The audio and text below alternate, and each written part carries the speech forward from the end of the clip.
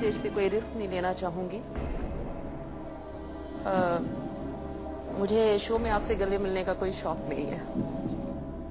Imagine कीजिए अगर इस वीडियो क्लिप में जो हो रहा है वो आपके साथ हो तो आप क्या करेंगे। जैसा कि इस वीडियो में हमने देखा कि कैसे ये लेडी केबीसी जैसे बड़े शो पर शाहरुख खान को बेवजह नीचा दिखाने की कोशिश कर रही थी, जिस पर शाहरुख कितना बुरा फील कर रहे हैं ये हम साफ देख सकते हैं। ऐसे ही कई बार बहुत से लोग हमारे आसपास होते हैं, या उससे भी बुरी बात कई बार हम लोगों के साथ ऐसा बिहेव करने लगते हैं जिसकी वजह से वो लोग हमसे नफरत करने लगते हैं। पर आखिर ऐसी वो क्या आदतें हैं जिसकी वजह से लोग हमसे दूरी बनाना शुरू करेंगे। इस वीडियो में हम उन 7 हैबिट्स के बारे में बात करेंगे जिसे जानकर दूसरे लोग हमसे नफरत ना करें। तो चलिए स्टार्ट करते हैं। सबसे पहली हैबिट कहती है फॉरगेटिंग पर्सन्स नेम। इमेजिन करो कि कोई रोहित शर्मा को बोले कि वो उनके बहुत बड़े फैन हैं और उनसे एक ऑटोग्राफ भी मांगे और जाते वक्त नाम भूलकर थैंक यू विराट कोहली बोल दे, तो रोहित शर्मा को कैसा लगेगा। नाम भूलने का एक इंसिडेंट बॉलीवुड के बादशाह शाहरुख खान के साथ हुआ था, जब एक रिपोर्टर ने उन्हें सलमान खान कहकर बुलाया। One last question, Salman this side. Salman. हर इंसान की पहचान होती है उसके नाम से। किसी भी इंसान से बात करते वक्त ये जरूरी है कि हमें उस इंसान का नाम पता हो। ये दिखाता है कि हम कितने अटेंटिवली उस इंसान की बात सुन रहे हैं। How to make friends and influence people के राइटर डेल कार्नेगी अपनी बुक में बोलते हैं कि किसी भी इंसान के लिए दुनिया में सबसे स्वीट और इंपॉर्टेंट साउंड उसका खुद का नाम होता है। पर अक्सर जब हम किसी नए इंसान से मिलते हैं तो जल्दी ही उसका नाम भूल जाते हैं। ये सभी के साथ होता है। ऐसी सिचुएशन से बचने के लिए हम एक सिंपल ट्रिक यूज कर सकते हैं। जब भी हम किसी नए इंसान से मिले तो उनसे बात करते हुए हम उनका नाम बार बार दोहराएं, जैसे कि हेलो राज, आपसे मिलकर अच्छा लगा। अगर हम हर सेंटेंस के बाद उनका नाम किसी न किसी तरीके से रिपीट करेंगे तो हमें उनका नाम 100% याद रहेगा। सेकंड हैबिट कहती है कमेंटिंग ऑन फिजिकल अपीयरेंस। एक बार विद्या बालन के साथ एक रिपोर्टर ने पूछा कि क्या वो अब दोबारा से सारी विमेन सेंट्रिक मूवीज ही करेंगी या फिर वेट लॉस करने के बारे में भी उन्होंने कुछ सोचा है। आप वुमेन सेंट्रिक फिल्मों में नजर आएंगे या फिर आप अपना वेट लॉस करने का भी कुछ सोचा है? विद्या बालन ने इसका आंसर बहुत काम होके दिया और फिर उन्होंने जवाब दिया, आपका नजरिया बदल जाए तो बहुत अच्छा होगा। मैं जो काम कर रही हूँ उससे बहुत खुश हूँ। आप लोगों का नजरिया बदल जाए तो बहुत अच्छा होगा। पर उनका चेहरा साफ दिखा रहा था कि वो इस सवाल से कितनी अनकंफर्टेबल थी। किसी भी इंसान के चेहरे पर या बॉडी पर कमेंट करना एक नेगेटिव ट्रेट है। एक और इंटरव्यू था शिल्पा शेट्टी का, जिसमें वो कह रही थी कि उन्होंने खुद को री इन्वेंट किया है, जिस पर रिपोर्टर कहता है कि हाँ जरूर, शिल्पा ने खुद में कोई ना कोई कमी तो पाई होगी, इसलिए उन्हें खुद को बदलना पड़ा। आप बार बार कह रहे हैं कि रीइन्वेंट किया मैंने अपने आप को, रीइन्वेंट किया तो आपने अंदर कोई कमी पाई होगी। आप सोच सकते हैं कि शिल्पा को कैसा लग रहा होगा ये सुनकर। याद रखिए, किसी को भी पसंद नहीं है कि उसकी बॉडी के बारे में हम कुछ बोलें। अब हम में से कई लोगों को लग सकता है तो क्या हुआ यार, अपने दोस्तों के साथ तो मजाक कर ही सकते हैं। पर सच्चाई ये है कि बेशक हमारे दोस्त सामने से उस पर ऑफेंडेड फील ना करें, लेकिन अगर बार बार हम उन्हें ये चीज बोलते रहेंगे तो वो कहीं ना कहीं हमसे दूरी बनाना स्टार्ट करेंगे, या फिर कम से कम उन्हें खुद पर डाउट होने लग जाएगा और उनकी सेल्फ इमेज पर नेगेटिव इफेक्ट पड़ेगा। नेक्स्ट हैबिट कहती है कि बीइंग सेल्फ सेंट्रिक, यानी जब हम बस खुद के बारे में ही बात करते रहें और सारे टॉपिक सिर्फ मैं, मेरी बातें, मेरे सपने, मेरे दर्द, इन चीजों में रहते हैं और सामने वाले की बात सुनते नहीं, तो इस वजह से दूसरे को बुरा लगना स्टार्ट हो जाता है। चलिए एग्जाम्पल के तौर पर हम इस famous comedy show the big bang theory से एक एपिसोड की छोटी सी क्लिप देखते हैं, जिसमें 2 फ्रेंड्स लियोनार्ड और शेल्डन कूपर परेशान हैं और लियोनार्ड सजेस्ट करता है कि क्यों ना हम एक टाइमर लगाएं और अपनी प्रॉब्लम एक दूसरे के साथ शेयर करें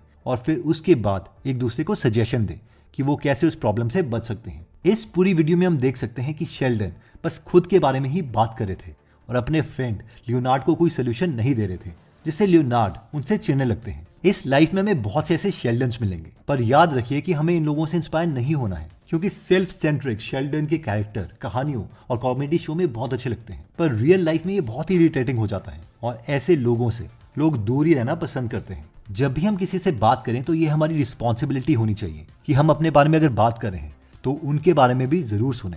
इसके बाद नेक्स्ट हैबिट आती है let's other people speak, be a good listener. Life में सिर्फ बोलना ही कम्युनिकेशन का पार्ट नहीं है, बल्कि सुनना उससे भी ज्यादा इंपॉर्टेंट पार्ट है। इसका सबसे बड़ा एग्जाम्पल हम इस वीडियो में देखते हैं, जब अर्नब गोस्वामी और अरविंद केजरीवाल के बीच में एक इंटरव्यू हो रहा है, पर अर्नब अरविंद को बोलने ही नहीं दे रहे और इससे परेशान होकर अरविंद बोलते हैं, भाई मुझे बोलने तो दो।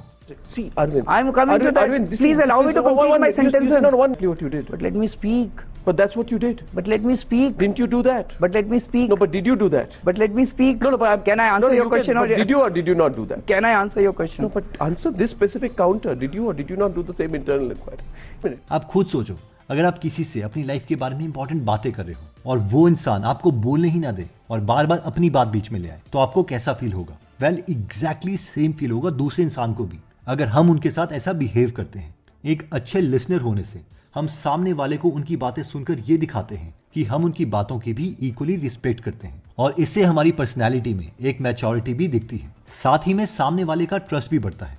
नेक्स्ट हैबिट कहती है कि एक्सेप्टिंग द रियलिटी। कॉन्वर्सेशंस में बस बोलने के अलावा अपनी आदतों में एक और चीज है जो हम सुधार सकते हैं, और वो ये है कि हम सिर्फ अपने को ही सबसे ज्यादा बेटर ना समझे और ये एक्सेप्ट करना स्टार्ट कर दे कि हमसे भी कई लोग बेटर हैं।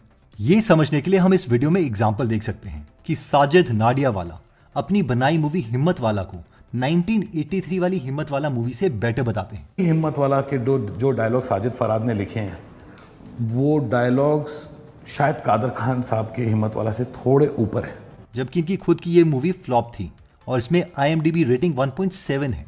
पर यहीं अगर हम दो वीडियोस देखते हैं, जिसमें पहली वीडियो है विराट कोहली की और दूसरी है मुकेश अंबानी की, तो हमें ये तो क्लियर हो जाएगा कि इन लोगों का पर्सपेक्टिव थोड़ा अलग है। देखिए, अगर विराट कोहली चाहते तो वो भी आसानी से कह सकते थे कि he is better than Sachin, और ये चीजें उनकी टीम के दो प्लेयर KL राहुल और हार्दिक पांड्या ने भी कॉफी विद करण में बोली है। विराट और Sachin the better batsman. Virat.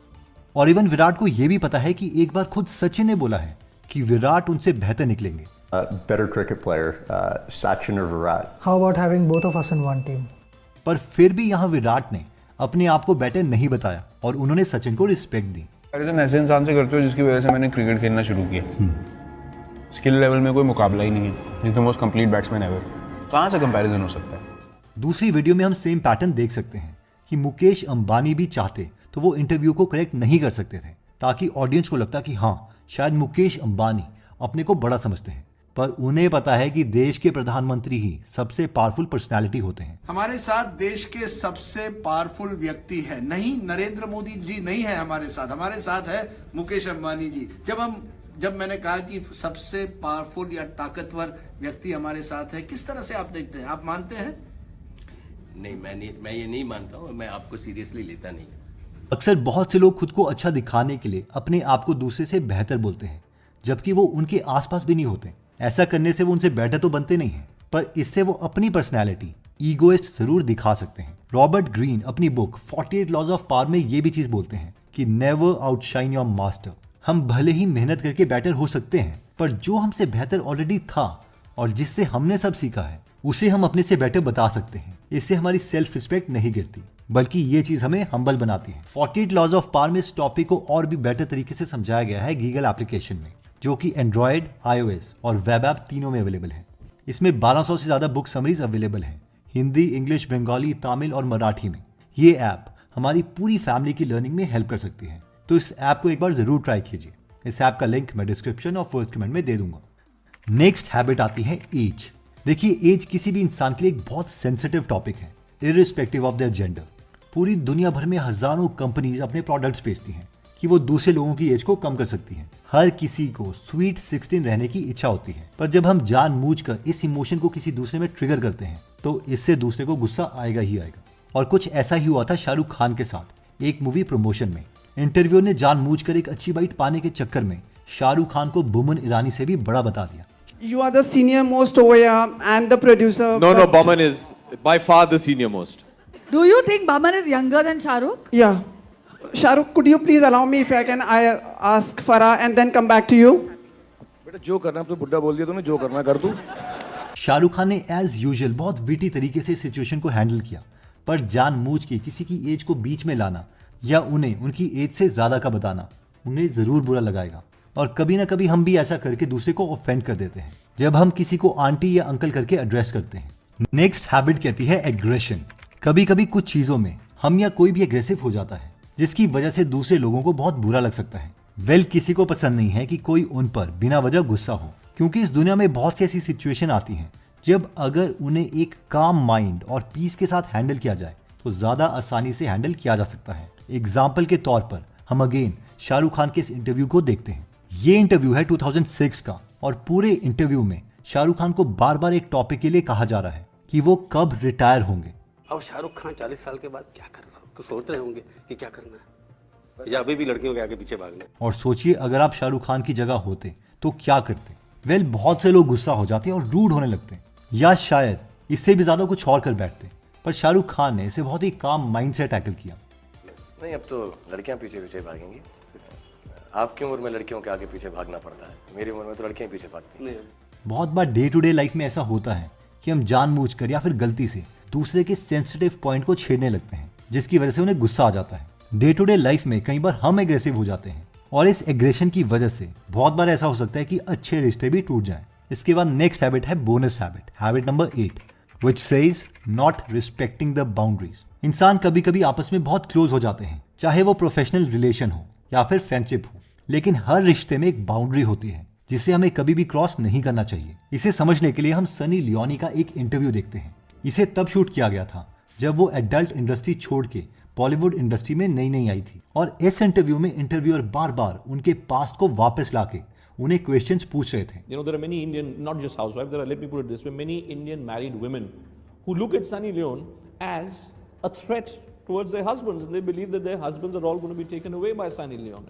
और बहुत देर बाद इंटरव्यू ने ये तक कह दिया कि बड़े एक्टर्स जैसे कि आमिर खान आपके साथ कभी काम नहीं करेंगे। You think that Amir Khan would ever work with you? Probably not. Why? Because of my background. Would you want to work with Amir Khan? Of course, who wouldn't? So you would want to work with Amir, but Amir would not want to work with Well, I have no idea. You have to ask him. हालांकि बाद में आमिर खान ने कहा था कि वो जरूर Sunny Leone के साथ मूवी करेंगे। उन्होंने कहा नहीं, लेकिन आमिर खान तो नहीं करेंगे आपके साथ काम। तो उन्होंने कहा नहीं करेंगे शायद। तो मुझे बड़ा बुरा लगा रजत जी ये सुन के कि एक आदमी किसी को इंसल्ट कर रहा है, और वो तो मैंने फौरन ट्वीट किया कि नहीं, मैं बिल्कुल काम करूंगा आपसे, आप क्यों उसकी बातों में आ रही हैं। पर इस इंटरव्यू में होस्ट ने सारी बाउंड्रीज क्रॉस कर दी थी, जिसने सनी लियोनी को अनकंफर्टेबल कर दिया था। हर किसी की लाइफ में कुछ ऐसे पॉइंट्स होते हैं जिनको लेके वो सेंसिटिव होते हैं और उन्हें ट्रिगर नहीं करना चाहिए, क्योंकि ये चीजें कई बार सामने वाले को इमोशनली और इवन मेंटली काफी परेशान कर देती हैं, जिस वजह से वो उस दूसरे इंसान से नफरत करने लगते हैं। चाहे कोई भी रिश्ता कितना भी गहरा क्यों ना हो, हमेशा उस रिश्ते की बाउंड्रीज होनी चाहिए और उन्हें कभी क्रॉस नहीं करना चाहिए। तो दोस्तों, ये 8 पॉइंट्स हैं जो हमने इस वीडियो में देखे। आप चाहें तो इसका स्क्रीनशॉट ले सकते हैं, और हाँ, गीगल ऐप का लिंक हम डिस्क्रिप्शन और फर्स्ट कमेंट में दे देंगे। जय हिंद।